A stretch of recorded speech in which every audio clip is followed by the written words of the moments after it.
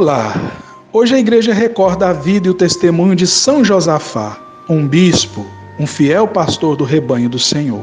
Esse servo de Deus nasceu no ano 1580, num lar muito cristão. Seus pais eram fiéis membros da igreja, de tradição ortodoxa da Ucrânia. Já na juventude dava sinais de profunda atração pela vocação religiosa. Assim se dedicou aos estudos de filosofia e, tendo então completado 20 anos de idade, pediu ingresso na Ordem dos Monges de São Basílio. Após a consagração e votos religiosos, adotou o nome de Josafá. Mesmo sendo tão jovem, se destacou pelo forte senso de pertença à igreja, compromisso com Deus, espírito de oração, sabedoria e grande capacidade de amar. A luz, quando brilha forte, atrai corações confusos pelas noites da vida, não é verdade? Assim, algum tempo depois de seu ingresso na vida religiosa, mesmo sendo ainda tão jovem, São Josafá recebeu a função de superior do mosteiro. Em seguida, foi nomeado monsenhor de uma cidade de grande valor histórico chamada Polotsk, na Rússia. Depois, com apenas 37 anos, mesmo a contragosto, foi nomeado arcebispo. Seus biógrafos evidenciam que a brilhante carreira de São Josafá tinha respaldo em seus grandes dotes intelectuais, mas também na sua santidade de vida. Eram notórias suas virtudes na prática da caridade, obediência, total a disciplina de sua vocação monástica. Conta-se que, numa ocasião, notou que uma senhora pobre e viúva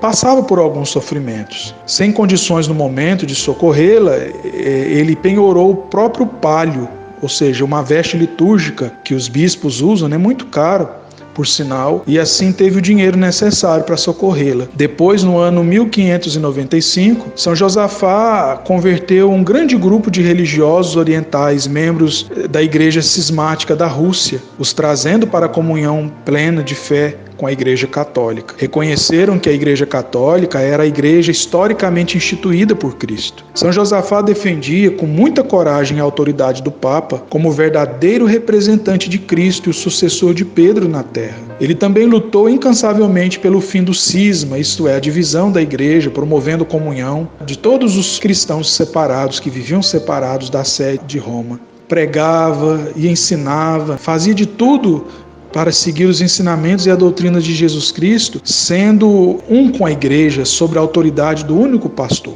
Porém, meus irmãos, não demorou e as provações e os sofrimentos o visitaram. Suas pregações em defesa do Papa e da unidade da igreja desagradaram os divisores cismáticos. Sua atitude foi vista como, vamos dizer assim, uma traição à sua pátria, tanto que esse servo de Deus sentia que poderia morrer a qualquer momento. Procurava preparar os fiéis para o que poderia acontecer, porém não tinha medo e não deixou de lutar, de defender a verdade. Em uma de suas visitas a uma paróquia de sua diocese, a casa onde se hospedou foi atacada. Muitos que o acompanhavam foram assassinados, inclusive parentes e fiéis que o apoiavam na missão. São Josafá, então, se apresentou corajosamente diante dos inimigos e perguntou: por que vocês estão matando meus familiares e minhas ovelhas, se querem matar a mim? Então se voltaram contra ele, e o espancando e torturando. Após os golpes violentos, esse fiel servo de Deus, então, consumou a sua oferta. Foi lançado num rio. Era o dia 12 de novembro do ano 1623. Seus restos mortais foram recuperados e mais tarde os fiéis passaram a venerá-lo com muito amor e respeito, justamente por seu testemunho de coragem, de fé, de amor e de fidelidade a Deus. Tempos depois, seus assassinos foram presos, julgados e condenados. Tendo se arrependido, buscaram reconciliação com Deus por meio da igreja. São Josafá foi canonizado